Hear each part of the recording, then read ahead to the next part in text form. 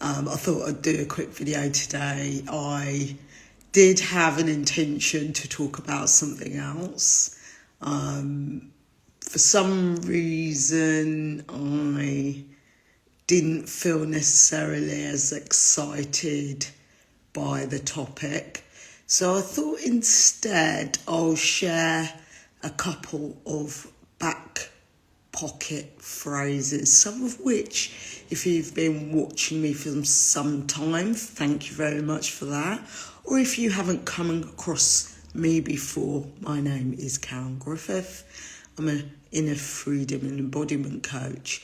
So without further ado, I thought I'd share a few back pocket phrases. What do you mean, Karen? Some phrases that you might want to take note of and ponder after watching this video. Hopefully it will make sense by the end of it. So starting with, if in doubt, write it out. I find there's going to be moments where I have a lot going on in my mind. I'm feeling pretty restless or overwhelmed, which tends to lead us to some sort of anxiety, or there's something bothering me that I can't get quite past, and I may not necessarily know what it is at the root. I could have a number of thoughts. It could be an indication, if you will, to not having clarity in which to move forward or to make a decision.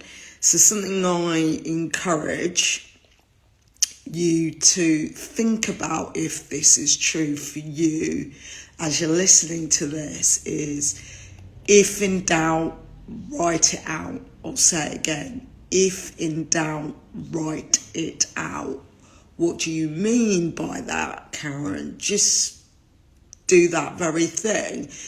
So if, again, you're feeling overwhelmed, or, you're having moments even when you feel scattered, I find it a helpful exercise just to grab piece of paper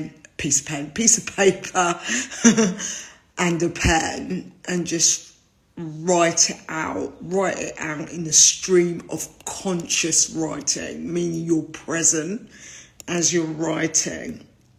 And then take the opportunity, if you deem it necessary to do so, to go back over it and treat this in a non-judgmental, open space. So whatever is on the paper is on the paper, and you might be surprised by what's there. So if you take judgment out, you might discover for yourself, oh, there's something there that I wasn't necessarily paying attention to because I wasn't aware of it, that's bothering me. So you can then take a small action to resolve that thing. It might be the case that what I'm suggesting, just writing in the moment for, I would say, up to 2 or 5 minutes, sufficient. However, if it isn't, you can use it as a point to delve in deeper if that's what's required. Obviously, there's other things you can do, but again, this is meant to be a few back pocket phrases that you can pull out from time to time if this relates to you. So I'm going to move on to the next thing. The context I'm going to set for this is, we clearly live in a digital age. Part of that is we're overwhelmed and consumed with information, or we could be consuming a lot of information. I've suggested that it is a smart thing as well as a wise thing to limit and be creator of what you're consuming, particularly if you're doing any kind of internal work on yourself, because the information you're consuming will have an impact on the way you're thinking, possibly how you're feeling, because thoughts turn into feelings, which then in turn turns into things. We tend to act from those places if we're in an emotional state. And the premise behind this is to get better at our discernment muscle. In other words, to really be in the world, not of the world. So we don't necessarily take on board what isn't relevant or meaningful or important for us. So for me, I use this phrase, if it doesn't apply, let it fly. So that especially if I notice some sort of visceral response, as in it can be unconscious. I could have a reaction to what I'm hearing. So it's not necessarily about the messenger. It's not necessarily about the person saying it. If I'm coming across Instagram stories or a video or even written pieces of content on social media, if I am aware enough, I'm present enough to what I'm engaging with, and I realise, for example, I'm casually and perhaps even mindlessly scrolling and it's not giving me any value and it's going on for a couple of minutes, I then make the decision, if it doesn't apply, let it fly, and to let go and to detach and use it as fuel to do something which is more meaningful, which is more purposeful, which can have an intention behind that. So I'm consuming what is valuable, which is meaningful, or even fulfilling in that moment without allowing it to distract me from the core goals or what it is I want to create. The next thing, and the context I will place on here is of course this is having some sort of awareness to being in the moment, present, being with self, is name it to tame it, feel it to heal it. I'll say it again. Name it to tame it, feel it to heal it. And if you're getting a visceral, again, the body, because as a wellness coach, part of the area I focus on, in particular, happiness and mental fitness, bringing the whole self so you operate in your fullness, in your womanhood. It is important that you're aware of what's going on as to your emotional state, because this does have an impact on how you show up.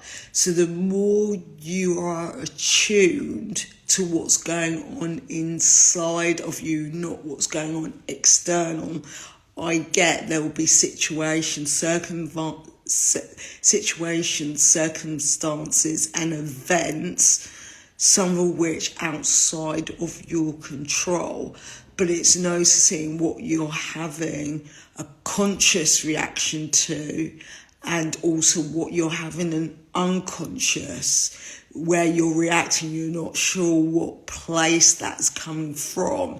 So it's developing that habit to say, even if you're engaging with somebody, for example, and you notice that you're feeling angry at what is being said. I'm using an extreme here so it lands.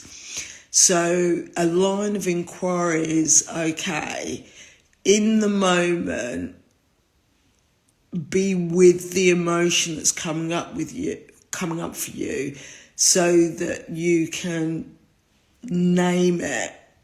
Okay, there's something that's being said here. My reaction is one of anger. And it's figuring out so that you're mastering your regulation, because dysregulation is when you're checked out, so to speak. It's probably not the best explanation, but it is an explanation for the purpose of this video. You're dysregulated, so it could be it's activating fight, flight, freeze, fawn, right? So you are reacting instead of responding in the moment. So if you're able to name it, you're better equipped to tame it, so you can say, okay, the feeling is I'm angry, the emotion.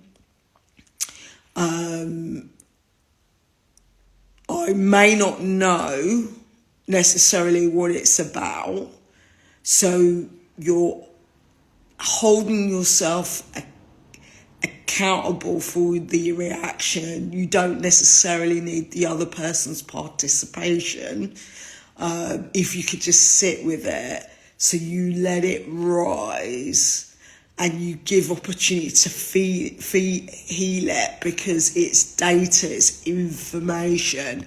A video, I think it was 2 videos ago, I mentioned about driving in fog. And I also related to using the indicators, or if you had a dashboard and there's lights, it's indicators of something that could be ready to be healed, ready to be acknowledged, ready to be accepted. Again, my intention wasn't to go too deeply into any one of these back pocket phrases. It's just meant to be used as a means, if you're taking notes, to just support yourself in different ways of experiencing something that you then, with awareness, consciously start to take accountability for, and do some work to see if there's something that needs to be acknowledged, something that needs to be accepted, or actually you may need support on navigating your way through if you're noticing a pattern. I did do a video, I think 2 to 3 months ago. It should be, if you follow me on Instagram or on my Facebook page, certainly there, or on my YouTube, I invite you to check that out. It's on patterns and cycles, because again, this is all information, it's data that's worth reviewing to see what's there in yourself, for yourself, so to speak. And the last back pocket phrase, I do have a few of them, but I'll probably share the 4, because I think that's going to be sufficient for now. I can always go and do some more, but we'll focus on 4 because it is a lot. That 3rd one's a meaty one.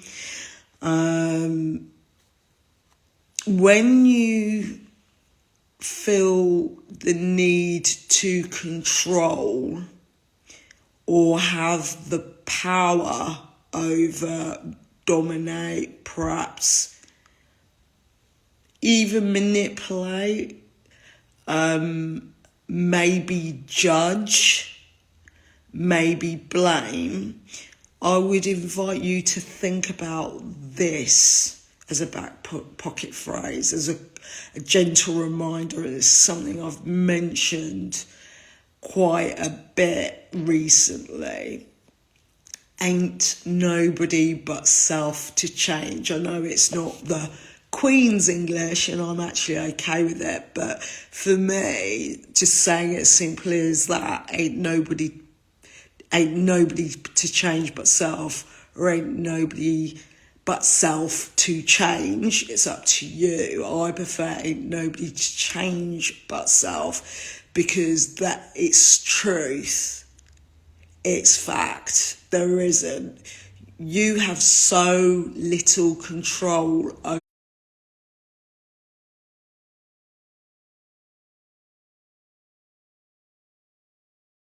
You have been in situations where you've invested time trying to change somebody, because the reality is you've got no control over what people do, what they choose, their decisions. Sorry, I just realised my video paused, so if there's a short pause, that's it. I had a poor connection because I'm operating off my data rather than off my Wi-Fi. Anyway, so I'll go back to the point I was trying to make. Ain't nobody to change but self. It's really taking ownership over you, because you're the only person that you have 100% control over. You don't have control over anybody. Not really. You might think you do, but you really don't. And it energetically will serve you better if you focus your time, energy, attention, and intention on self. So if you're, say for example, in a situation where you wished somebody else was different, or you wish they acted in a way that you think they should, and I'm using key words here, should, must, have to, a line of inquiry is that really for them? Because you have options, you have choices, and that includes what it is you're choosing. Happen again. Sorry, I just realised it happened again, the pause. You have options, and that includes what you're choosing to participate in. So if there are things occurring and you feel that desire, that need to control somebody, to control the outcome, I would take that focus back to self. That's the invitation there. So I'm going to wrap it up, because my intention was for this to be shorter, but I felt it was relevant to add context, because out of context it won't necessarily make sense. So the 4 again is, if in doubt, write it out. I'm encouraging the journal habit here. If it doesn't apply, let it fly. Practicing the discernment, practicing discernment, and practicing and increasing the discernment muscle, so really don't get too caught up in the over how much information is out there.